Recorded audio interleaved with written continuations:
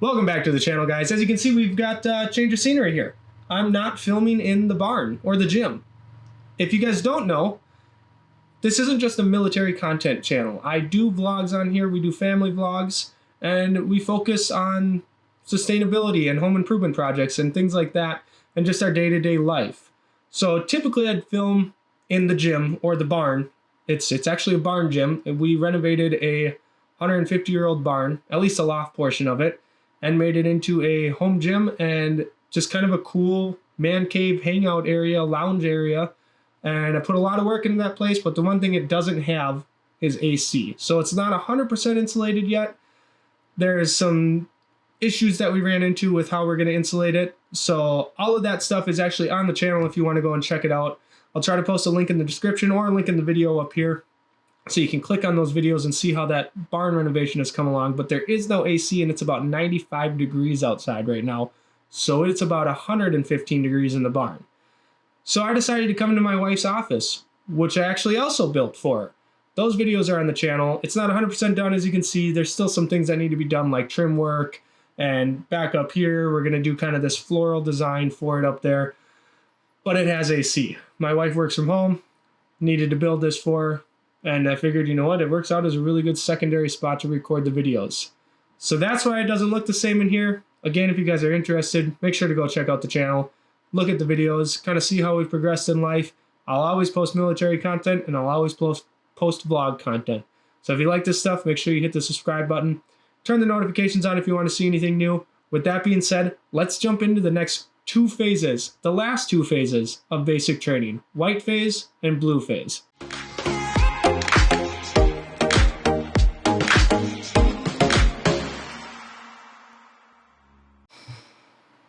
White phase. Good old white phase. Also known as rifle marksmanship, because that is all you do. The entirety of the 3 weeks of white phase is rifle marksmanship. Now I know that sounds exciting, woohoo, shooting guns, all that fun jazz. But remember, this is basic training. Anything that should be fun becomes the opposite of fun. Rifle marksmanship, or white phase, is arguably the worst part of basic training. You are so bored, so tired, and constantly getting in trouble, constantly getting smoked, because everything you do is a failure during white phase. I don't know if it's meant to be that way, or if it's just because of the variables at hand, but man, white phase is tough.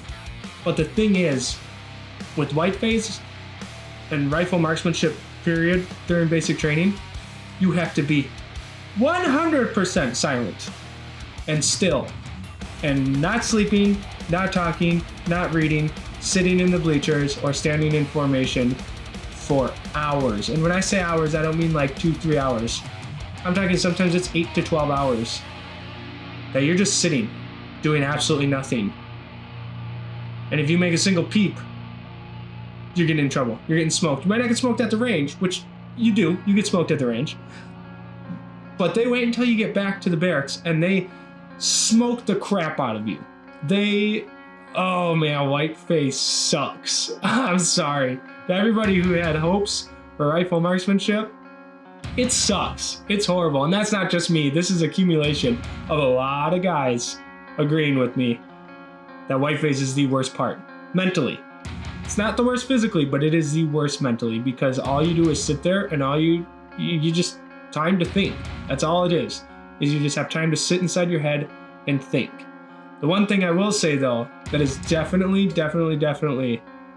the biggest takeaway and the biggest bonus of this is white phase is when you really find your group, your guys, that camaraderie that you have.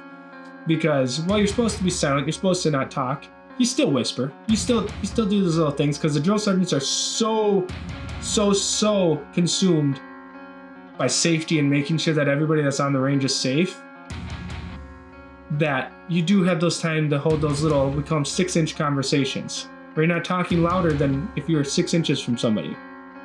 basically whispering. Let's see. And you have all day long to talk to each other, so you really get to know each other, you really get to know and tell stories. And I mean, we'll get into some of the stories that happened on the ranges, but for right now, let's get into what it's like when you get to those ranges and kind of give you a step-by-step of what the zero range is going to be like, qualifying with the irons, qualifying with the CCO. So the first range that you're going to end up at during rifle marksmanship is the zeroing range. It's extremely boring. You get I think it's like 10 rounds, and you wait the entire day, unless you're the first ones to go, obviously, but you go and you shoot 10 rounds, 20, 30 rounds, depending on how much it takes for you to sight in your rifle, and it's only 25 yards, or 25 meters. And it's boring. It's boring. There's nothing to say about that. You stand there, you do your shooting. If you screw up, you get a boot to the back of the head. It's boring. You just stand a lot, wait in line a lot, sit there a lot, watch other guys shoot their rifles a lot, and then stand there some more, and then you sit some more, and then you fall asleep, and then you get yelled at, and then you get woken up, and then you do some exercises in the bleachers, then you stand some more, and then you get to zero your rifle, and then they tell you, like, hey, 2 click left, 1 click down. And then you do that, and then you shoot again. Then you get all done shooting. Then you go stand there some more. That's the zeroing range. Okay, but in reality, I know I talk about how extremely boring it is to go through rifle marksmanship, and it is boring, but there is some highlights to it. Like I said, you really get to build that camaraderie, and then once you get into the qualification range, it is kind of fun because you're once you do the qualification like course, it's pretty fun because you're changing your fighting positions, you're changing your distances that you're shooting, engaging at, you're changing the target sizes that you're engaging at, and you're really getting a feel for the rifle, you're really getting a feel for the fundamentals. The biggest thing that I need to point out too is even if you are an experienced shooter, I mean, I grew up hunting, I grew up shooting guns, I grew up shooting rifles, I grew up doing competitive shooting, and still I paid attention because they teach you things about the rifle itself that's different from other rifles. They teach you, your remedial actions and just how to really operate this weapon system the best way that they found out to operate it, or the basics of it. So when you're following those fundamentals, it's super repetitive, but it becomes a muscle memory so that every time you go to shoot, you stay consistent at how you're going to shoot. Now, with that being said, if you don't follow your fundamentals because you're an experienced shooter, you're probably gonna suck. And like, I remember going out there and going, oh yeah, I got this, no problem. 300 meters is the first I had to shoot at. I got like 17 out of 40 the first time because I shot my way instead of shooting the way that they wanted me to shoot. It's different than hunting or even a lot of the competitive shooting types that you do. It's a qualification course. It's different than what you're going to be doing in the civilian world. There is obviously similarities to stuff that you would do in competitive shooting, but follow what they're teaching you. Pay attention to the fundamentals. Practice your fundamentals. Practice your immediate action, your remedial action. They teach you how to clear your jams, how to clear your weapon, the safe and proper handling of the weapon, things like that. Stuff that you might have bad habits of in the civilian world because you're just used to doing it your way, and when in reality it's not the right way or the Army way to do it. Before you get to any range, what's going to happen is you're going to do something called an EST range, which is an electronic simulation training. It's actually kind of cool. Like, they do a really good job, or I should say the best they can, of relating what it's going to be like to actually shoot the weapon, because you got to think there's a lot of guys who have never touched a firearm and this is their first time shooting.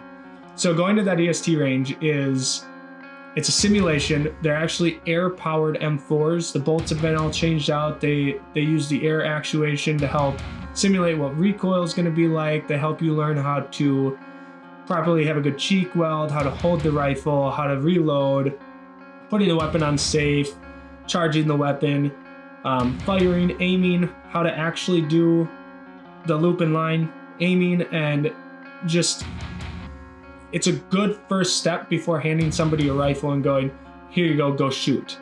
And you do an EST range for everything. So when you're qualifying with your iron sights, you go to the EST first, and then when you qualify with your CCO, your M68 CCO, which is the close combat optic, which is basically a red dot, you go to EST for that. When you do saws, you go to the EST. When you go to 240s, you're supposed to do the EST. We didn't, but you're supposed to. And really, it's a cool video game, basically, that shows you how to do it. That place is fun. It also was one of our worst experiences for getting smoked.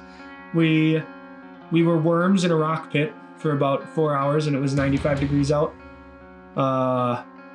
Yeah, that one sucked. We had to low crawl and follow our drill sergeant for about 4 hours in the rocks because we wouldn't shut up.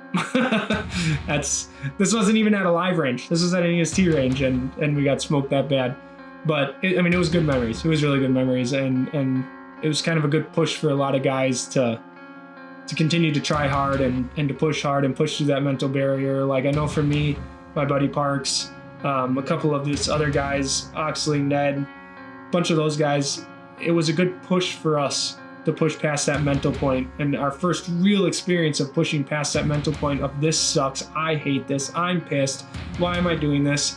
To all of a sudden turning around and going, all right, drill sergeant, you want to make this shit? You want to make this really hard? Let's make it really hard. Let's keep going. And we did. And it ended up actually being fun. It truly was one of those situations that sucked that you just had to make fun. So the actual M4 qualifications. So you will qualify on your M4 with iron sights first. That is a necessity. That is a basic training graduation requirement. Then, after you do that, you will qualify on your M68 CCO, which is your close combat optic. It is basically an AR rated red dot. It's made by Aimpoint. They've been around for a long time. They're good. They're non-magnified. You also have to qualify on that optic because that is what you will be using in the real military. Those are the two things that you're going to qualify on during whiteface, during rifle marksmanship, is your irons and your optic. That's it. 3 weeks to do that. But you got to think that's 3 weeks to take a lot of guys that have never shot a gun before, never handled a gun before, never handled a rifle, never handled a firearm, period, and make them sufficient enough to get at least 23 out of 40 on target. Different ranges, different elevations, different target sizes, things like that.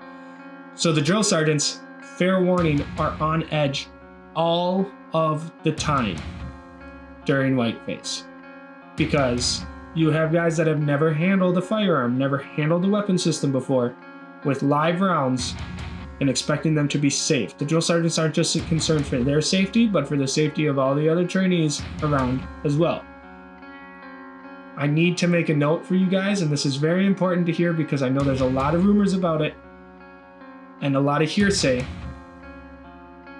But anytime you have a firearm involved in training, whether it is live, blank, dry, the drill sergeants have the right to put their hands on you. Under TRADOC, if they find a situation unsafe, they can use any means necessary to return that situation to a safe situation. I've seen guys get shoved, I've seen guys get thrown, I've seen rifles get ripped out of hands, I've seen people get tackled, actually tackled, during the buddy team live fires. I've seen guys have their heads slammed into the grounds. I've seen boots to the back of their heads. I've seen guys kicked off of the shooting platforms. Physically kicked, like boot kicked you off of the platform because they were unsafe. It is not the drill sergeants doing it to try to hurt you. It is them taking control of that situation. So do not believe what you hear when they say they cannot touch you.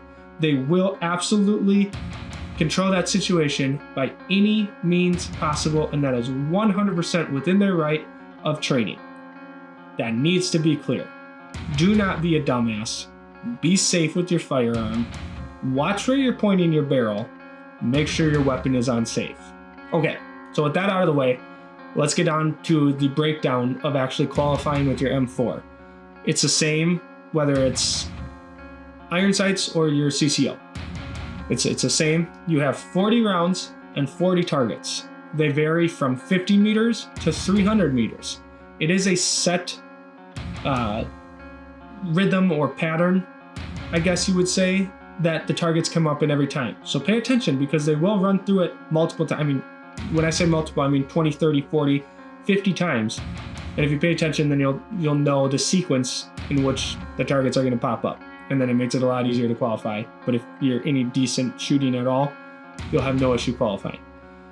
So marksman is the lowest that you can get for qualifying. And I believe it's 23 to 20. Yeah, it's 23 to 29 shots out of 40 on target. Mind you, you only get 40 rounds and the targets only pop up 40 times. So you can't miss one. So if you do miss a target, don't waste another round on that target. Do it on something that you know you can hit. Save that round. And then you go into sharpshooter, which is 30 to 35 shots on target. That's pretty self-explanatory. 23 to 29 marksman, 30 to 35 for sharpshooter, which is the next best level. And then expert is 36 to 40. 36 out of 40, or 36 to 40 out of 40. That is obviously what you want to go for. You want to qualify as an expert. It's just kind of a cool thing. You actually want to be the top shot. I mean, you want to get 40 out of 40. My buddy Oxley got top shot and beat me by 1. I got 38 out of 40. He got 39 out of 40. And I still don't like him because of it. Because I wanted top shot really bad. Because it's actually a real accommodation. It is an award that you win through basic training. It goes into your military portfolio. And not only that, but like when cool stuff comes up, like blowing up claymores and like shooting the live rounds out of the 320 grenade launcher, like he got to shoot the live round out of the 320 and it's jealous, super jealous. I wanted to do all that fun stuff. All right, so kind of some fun stories with White Phase too. It is the first time I've ever heard of a Manferno. And I promise you, if it is cold out or raining, you will learn what a Manferno is. It works surprisingly well to keep you very warm. It's a lot of men huddled together. You get very close with guys. We had one night where it was pouring rain out, and we were out there all night long in the rain, and we had about, I think it was like 32 or 36 of us, all snuggled together in a pile in the middle. I can't remember the name. We came up with a different name besides Manferno because we were sitting on the ground and we were all laying on top of each other, sitting into each other, and doing anything and everything possible to become warm. The other thing that people forget about is when you're out there, you have to use the bathroom. And the bathrooms at ranges don't have stalls. It's literally toilets, urinals, and everybody hangs out in the bathrooms because they think the drill sergeants don't know what they're doing or can't see them. You will learn to handle your business while having conversation with 8 other men and maintaining eye contact. I remember my buddy Ned, sorry brother, my buddy Ned was so nervous to go to the bathroom. He made it like 2.5 weeks before he finally had to go use the bathroom at the range. And he looks at me and he goes, Ogdal, I think it's time to go, man. I think it's time to go. I said, I'll go with you, brother. I'll help you through this. We can do this together. And long story short, we go into the bathroom and he looks at me and he's like, I feel like I'm a new man. I feel like I've blossomed into a new life, a new understanding, a new way, or a new understanding of how things work and what privacy really is, and that privacy doesn't even exist. That could be. Weird things happen when you're in the army. Weird things happen, especially when you're tired and you're cold and you gotta take a shit. Weird things happen. So with that being said, we're gonna make it one video. We're gonna switch this all right on in to blue phase, and let's jump right in. The very first thing that we're doing in blue phase is hand grenades. Hand grenades. Hand grenades is fun. It's only one day, so that's nice. You're not out there all week long, and it's not crazy classroom time, anything like that. It's one day. It's one day, doing some practicing, a lot of practicing, and then you get to throw 2 live hand grenades at the end of it. You work with cadre instead of the drill sergeants. So obviously the drill sergeants are there, they're around.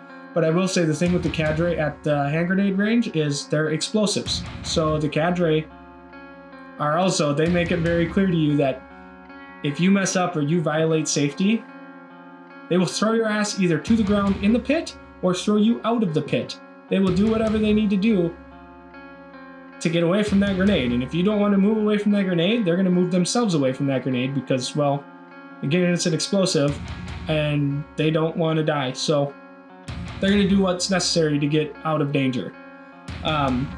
With that being said, though, the grenade range is pretty simple. They tell you everything that you need to do.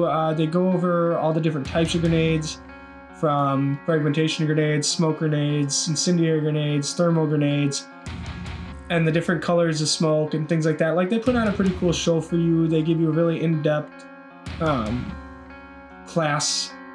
quick class about how you would use each one of these grenades in their different scenarios that they need to be used for. And then they go into the throwing technique for the grenade. It feels unnatural. It's natural, but it's unnatural. Because you would think, oh, it's just like throwing a baseball. Throw it. But it's not. It's weird, and I don't like it, and I don't like the way you have to throw the grenades. A lot of people feel awkward throwing grenades that way, but it's the right way to do it, and it's the way that they teach you, and you have to do it that way. Also, you will be astonished how many people don't know how to throw. And I'm not talking about like, oh, they threw kind of crappy, like can't throw 5 meters. Can't throw something 15 feet, 10 feet, not even 10 feet.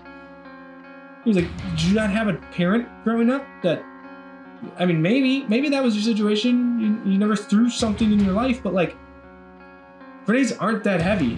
You can whip that thing far away, but a lot of guys can't do that. And now I had a better understanding anyways of why they teach throwing a grenade the way they teach you how to throw a grenade. Biggest advice, if you don't want hands laid on you, don't watch the boom. Get the grenade out, duck behind the barrier. Grenade out, you down. Or they will grab you and pull you backwards. Because when it comes time to throw that real grenade, if you mess up and you don't throw it far enough, that fragmentation can come back and hurt you. So hide. Don't watch the boom. Alright, then you move into your BTTs, or your basic tactical training.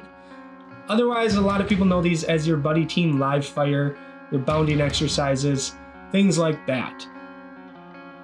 Buddy team live fire is actually pretty fun. Your BTTs they're a pretty good time. It's your first time moving and shooting with more than one person at that. So you're in a battle buddy pair, you're 2 people, and then the big kind of main picture of it all is you provide covering fire while your buddy bounds, and then they provide covering fire while you bound.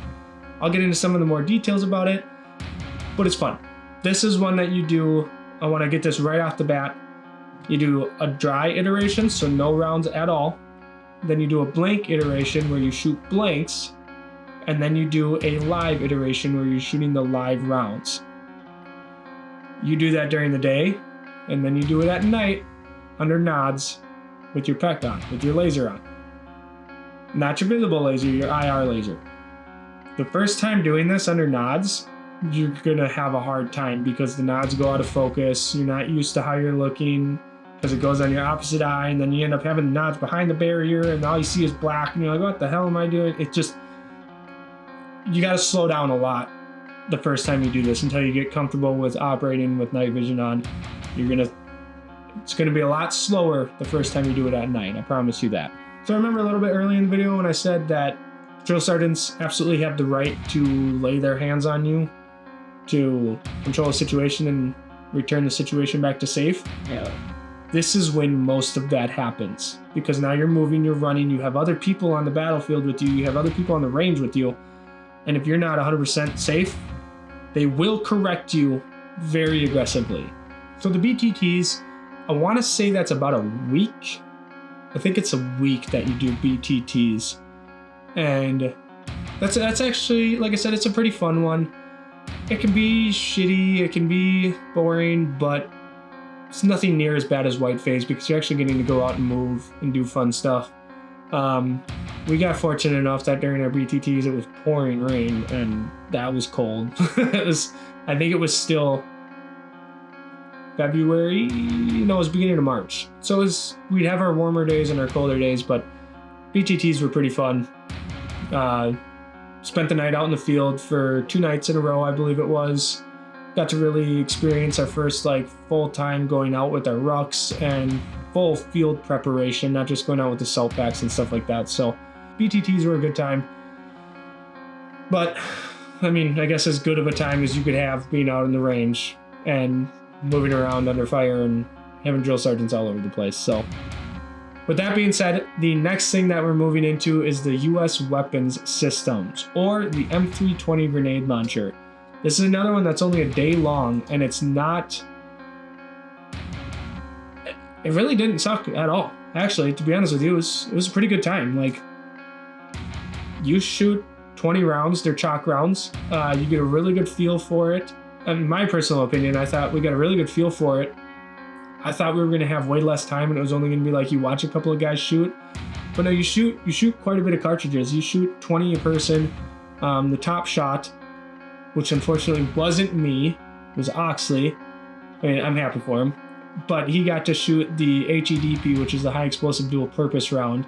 And I mean, he shot right on target, and it was a really good shot. It was impressive. That's the reason he's top shot. But you shoot 20 rounds, and it's a really fun time, especially if you get used or get good at knowing how to aim with the 320, because it's a little bit different aiming system. It's got a little bit more variance, a little higher MOA on it. Obviously, it's a grenade launcher. But once you get good at that, it's actually fun because you can start hitting the targets and you understand your ranges and you understand your estimation of ranges. And all in all, actually was a fun time. I enjoyed shooting the 320. You get familiar with it, how to operate it, how to clean it, how to maintain it, things like that. And again, it's only a day. And for us, we had breakfast in the morning at the DFAC. We had MREs there, and then we had dinner at the DFAC. So it was a short, nice, little decent day. And we're in blue phase, so we really weren't getting screwed with too much. They were treating us decent, and we were pretty happy. It was a pretty good time, all in all. So after the 320s, you get ready for us, it was the Forge, which is our final training exercise, our field training exercise. And we had, I want to say it was 4 days that we did, 3 days to prepare for the Forge, with packing our rucks, packing everything that we were going to have for overnight. That Sunday before the Forge, we ended up getting 3 hours of phone time, which was nice. We got to talk to our family, get things set up for them coming out for turning green, which is only a week away at that point in time. Not even a week away, 5 days away at that point in time. We're all in a really good mindset. We want to get the Forge done. We want to get through the FTX. We want to see our families. We're finally getting to put stuff that we've learned into practice, and it was a really good 3-4 days to be able to prepare mentally and physically to not just get into the FTX, but to get done with the FTX and be able to see our families again and be able to see our loved ones and spend some time with them, because there's a lot of rumors about how much time you get off, but it's days. You get 4 days. 4 days to go out and spend with your family. 3 of them are off post. You have to spend the night back on the base, and then you get to go back out again on that Monday and spend the rest of your day with your family on that Monday also. So it's Friday to Monday, but you have to come back and spend the night at the barracks on Sunday night, and then you get to go out again Monday morning. So with that being said, let's jump right into the FTX and give you an idea of a basic breakdown of how it is for infantry. I can't speak on cavalry, I can't speak on artillery, I can't even speak on motormen, the 11 Charlies. I can only speak on 11 Bravos, the Forge, how it was for us, what we did, and what we expect to have happen. All right. The FTX. I'm not going to get into crazy detail about what the FTX was like. I've said it already, but it is different depending on your MOS. It's even different depending on your company. So I'll give a little precursor though. Our Forge kind of got jacked up because we did our Forge the same time as another company did it. And we had double booked ranges, the things that we're supposed to do. Quick little breakdown. You're supposed to do something for a day, spend a night there, ruck the next morning to a new place, do stuff during the day at that range, spend the night there, ruck somewhere the next morning, spend the day there, so on and so forth until you get your final ruck back. We spent 3 days in the same place because, well, we weren't able to go to the other ranges because we were double booked. So that was just one of those things that was kind of like, man, that sucks. Like, we didn't think we were going to get the proper amount of rucking in, anything like that, which, promise you, still got the same amount of rucking in, if not more. It actually kind of sucked. But we still got to practice everything that we needed to practice. We even got more time, I would say, on kind of our introduction to infantry skills and really learning our infantry skills, because as infantrymen, they bled some of that into our FTX for us. So we got really our first, not our first introduction to like patrol base operations and patrolling and ORPs and things like that, but we got really in depth and actually got to practice our patrol bases and setting up patrol bases, setting up ORPs.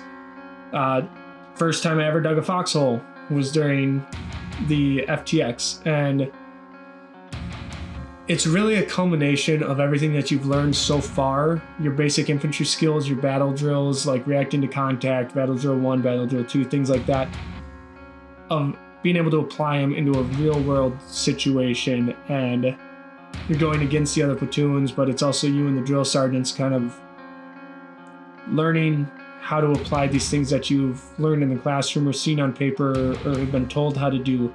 It's your first time really getting to apply that. So like, with that being said, our first night out there, we set up our first patrol base. We learned pretty much that day what it was like to set up a patrol base, kind of the orders of work, everything like that, and the ORPs. And then they had a bunch of sim rounds and basically said, if you're not dug in good enough, we're going to blow you out and you're going to have to redo this in the middle of the night. So I'm very glad we didn't have to do, because that first night, it was cold. It was like 20 degrees. My buddy Oxley's sitting next to me in our foxhole. We're taking turns alternating because we're at 50% security all night long. So we're taking turns alternating, or I'm sorry, 30% security all night long. So him and I finally get the time that we are sleeping at the same time in our foxhole. And I remember it vividly because we didn't have our sleeping bags. We didn't have anything like that. We were told we're not allowed to have them out because if we get blown out, that's just more stuff we got to pack and get out. Oxley and I look at each other. It's about 1 o'clock in the morning. We're both laying on our sides. We're looking at each other. We're about, I don't know, a foot away from each other, 1.5 feet away from each other. We look at each other, freezing cold, and kind of just saw the defeat in each other's eyes. We put our heads down, nodded, and moved in until we were about 4 inches from each other's faces and snuggled the entire night long because we were so cold. It was brutal. Everybody in our company was talking about how cold it was and how much that was the first time we really were like, I don't care, dude. Like, body heat is body heat. We're snuggling. We're nut to butt with each other on this one. Like, it is way too cold to have pride right now. Like, we froze our pride away. It was cold. So once we finally got through all of our days that got double booked during the Forge, like I said, you're supposed to ruck every morning. So we had places that we had to go that last day. So we left our range at, I think it was 3:30 in the morning, and we rucked some odd miles out. I don't even remember what it was, but we had to go do a stress shoot. So I want to say it was like 5 or 6 miles out that we rucked out to the place to do the stress shoot. Super fun. Basically what it is they smoke the dog crap out of you, get you super worked up, super high heart rate, breathing super hard, and then you have to go and run up and shoot a bunch of moving targets. Actually was really fun. Like, I thought it was gonna suck because we're just gonna sit there and get smoked nonstop, but it was a really good time. It was a really, really, really fun time. And then once we got done with that, they smoked us and put us in the pond, and we had to duck walk all the way down to a swamp and go through the swamp because we looked too hot. We went from the stress shoot, we rucked down to what's called NIC, or the Night Infiltration Course, which is hands down one of the coolest things you're ever going to do in basic training. It's basically, you come out of a trench and you have to low crawl through sand, over barricades, under wire, things like that. All the meantime, they call them poppers. They're like artillery or grenade simulators, and they're propane poppers, and they're loud and concussive, and they're just super, super cool, and they're shooting 240s over your head, live rounds with tracers. I mean, it's a blast, and you're crawling through the sand, you're miserable, you're sweaty, you're hot, you're getting covered in sand every single square inch of you, and you just keep going. And then from NIC, obviously, Night Infiltration Course, it was nighttime, and we started our final ruck back towards our bay, back towards the company, back to the CTA, and we're all ready to get back at this point. We know we have an obstacle, or not really an obstacle, but a point during a ruck called the Stairway to Heaven, which is basically a giant ass hill that you have to ruck up, and it's towards the end of the ruck. It's like, I want to say it's like 3 or 4 miles, like 4 miles from the end of the ruck. So you're pretty tired when you get to it, but it was super cool for us anyways, because they do a bunch of controlled burns on military bases. Like, it's super common. You're gonna see smoke all the time. You're gonna see woods on fire and things like that. They do controlled burns all the time. Ours just so happened to be that the area around the Stairway to Heaven, they were doing a controlled burn. So it's like 12:30 at night, 1 o'clock in the morning, and we see the Stairway to Heaven, just this massive, intimidating hill in front of us. And all you see is fire and smoke encased in the bottom of this hill. You can't even see the bottom of the hill.